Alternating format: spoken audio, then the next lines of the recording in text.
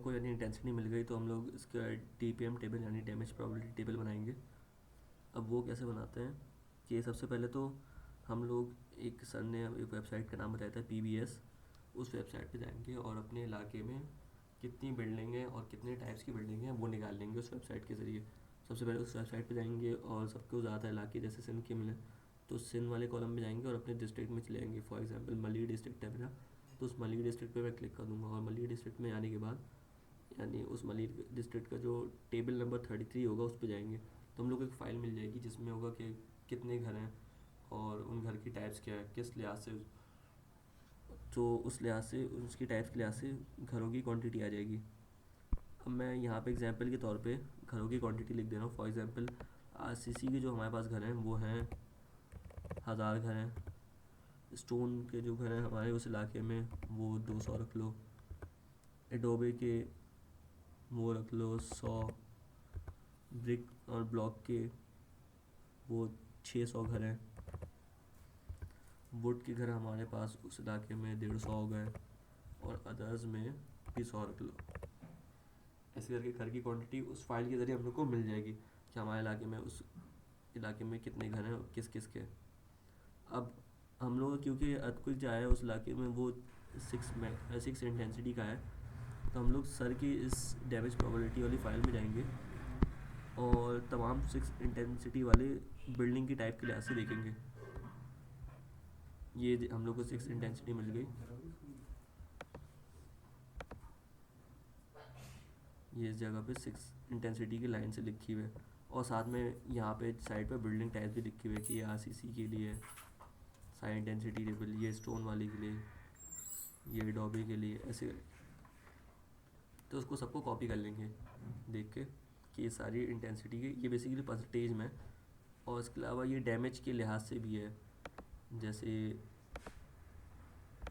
ये D not से लेकर D5 तक है, सारी डैमेज के लिहाज से इंटेंसिटी लिख।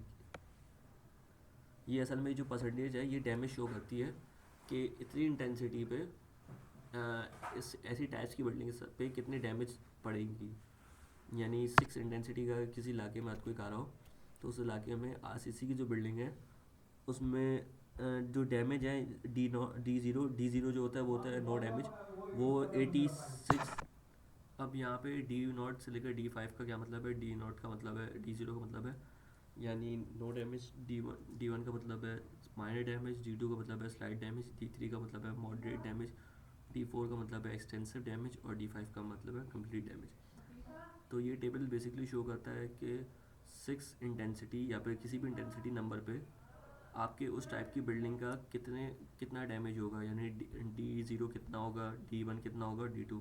और बेसिकली ये जो बात करता है वो परसेंटेज पे करता है। फॉर एग्जांपल हम लोग की RCC की जो ज़ीरो डैमेज है वो 6 इंटेंसिटी पे 82.91% है। अगर तुम लोग इस टेबल को अपनी तरफ से खोल के देखो तो यहाँ पे 82.91 लिखा हुआ है,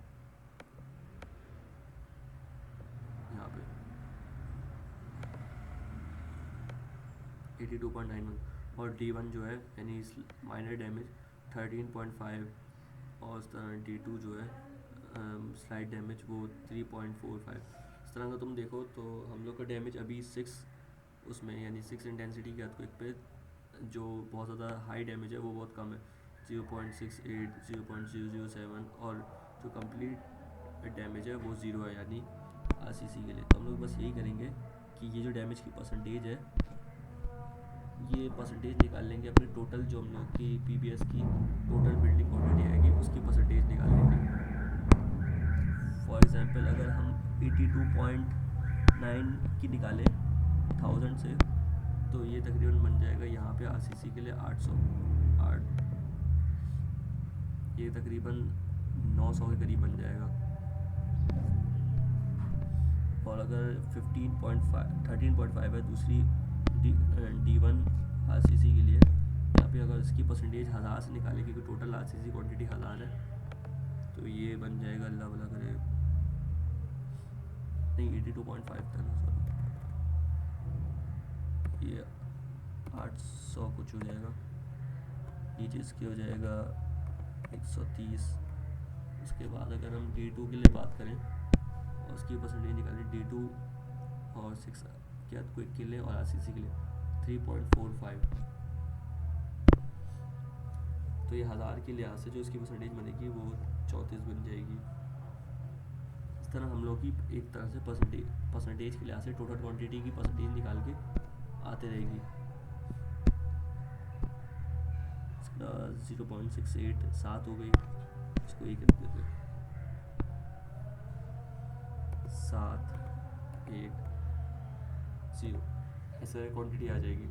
तो ये टोटल तकरीबन 1000 ही बन जाएगी। वैसे 1000 इसमें शायद नहीं बन रही, मगर वैसे टोटल 1000 बन जाएगी। इस तरह सबकी इस तरह क्वांटिटीज आ जाएगी डैमेज की।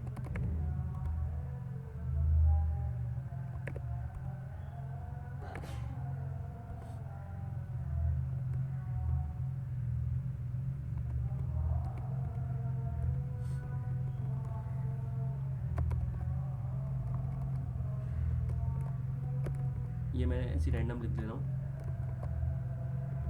रैंडम नंबर्स समझाने के लिए कि इस तरह डैमेज का एक प्रोबेबिलिटी टेबल बन जाएगा, तुम लोग मैट्रिक्स बन जाएगा जो शो कर रहा होगा कि उस इलाके में अगर इतने का अर्थक्वेक आए तो हमारी डैमेज कितनी बनेगी उस बिल्डिंग टाइप के लिहाज से, और उस अर्थक्वेक की इंटेंसिटी कितनी होगी उस इलाके में।